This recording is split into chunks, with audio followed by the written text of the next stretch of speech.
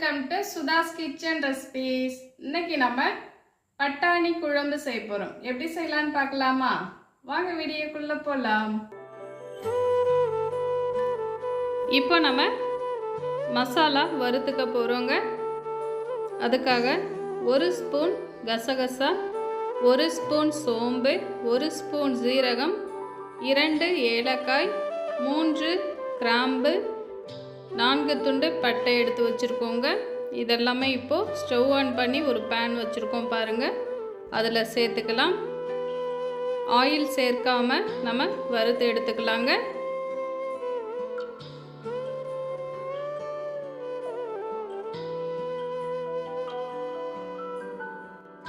Low ஃப்ளேம்லையே நல்லா வறுத்து எடுத்துக்கணுங்க. இப்போ நல்லா வறுத்துட்டோம் பாருங்கள். ஸ்டவ் ஆஃப் பண்ணியாச்சுங்க. இப்போ நம்ம 5 ஸ்பூன் தேங்காய் எடுத்துருக்கோங்க.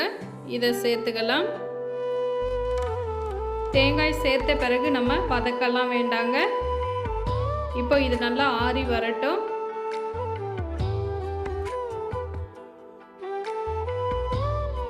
இப்போ மசாலா எல்லாமே நல்லா ஆறிடுச்சுங்க. இது கூட 3 தக்காளி பழம் கட் பண்ணி வச்சுருக்கோங்க. எல்லாத்தையும் சேர்த்து நைஸாக அரைச்சி எடுத்துக்கலாம். இப்போ பாருங்கள், ஸ்டவ் ஆன் பண்ணி ஒரு குக்கர் வச்சுருக்கோம். 3 ஸ்பூன் ஆயில் சேர்த்துருக்கேங்க. 1/4 ஸ்பூன் ஜீரகம் சேர்த்துக்கிட்டேன். இப்போது 2 பெரிய வெங்காயம் பொடியாக கட் பண்ணி வச்சுருக்கோங்க. கறிவேப்பிலை, மல்லி, புதினா வச்சுருக்கோங்க. 2 பச்சை மிளகாய் கட் பண்ணி வச்சுருக்கோம். இப்போ இது எல்லாத்தையுமே நம்ம ஆயிலில் சேர்த்துக்கலாம்.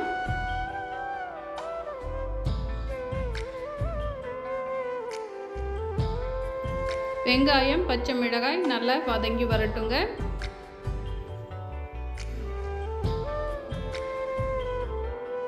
இப்போ வெங்காயம் இந்த அளவுக்கு வதங்கின பிறகு 1 ஸ்பூன் இஞ்சி பூண்டு பேஸ்ட்டு சேர்த்துக்கலாங்க.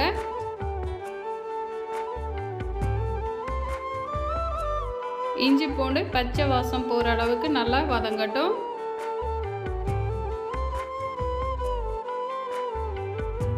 இப்போ இது கூட நம்ம வறுத்து அரைச்சோம் இல்லையா மசாலா, அதை சேர்த்துக்கலாம்.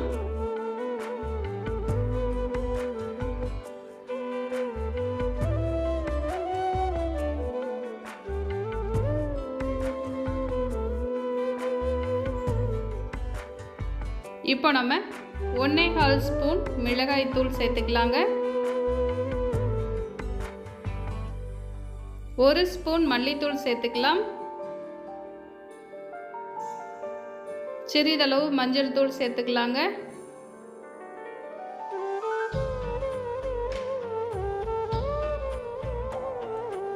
இப்போ இதை நல்லா கலந்து விட்டுக்கலாம்.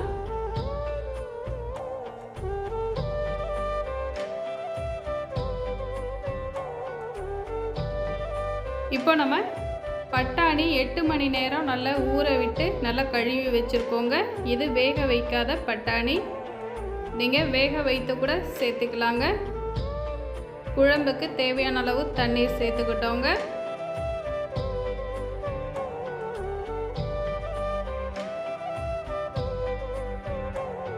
இப்போ நம்ம குழம்புக்கு தேவையான அளவு உப்பு சேர்த்துக்கலாம்.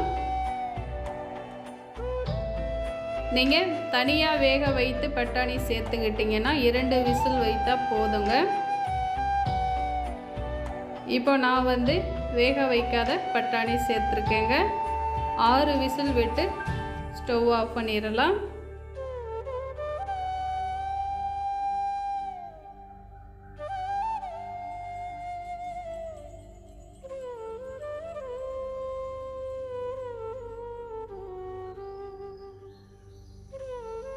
இப்போ பாருங்கள், கேஸ் ரிலீஸ் ஆனதும் குக்கர் ஓப்பன் பண்ணிக்கிட்டோம். இப்போ நமக்கு பட்டாணி குழம்பு ரெடி ஆகிடுச்சுங்க. லாஸ்ட்டாக நாம் கறிவேப்பிலை, மல்லி, புதினா கொஞ்சம் சேர்த்துக்கலாம். உங்களுக்கு விருப்பம்னா 1 ஸ்பூன் நெய் சேர்த்துக்கலாங்க. இப்போ நமக்கு ரொம்ப டேஸ்டான சூப்பரான பட்டாணி குழம்பு ரெடி ஆகிடுச்சுங்க. இது இட்லி, தோசை, சாதம், சப்பாத்தி எல்லாத்துக்குமே ரொம்ப சூப்பராக இருக்கும். ட்ரை பண்ணி பாருங்கள். தேங்க்யூ.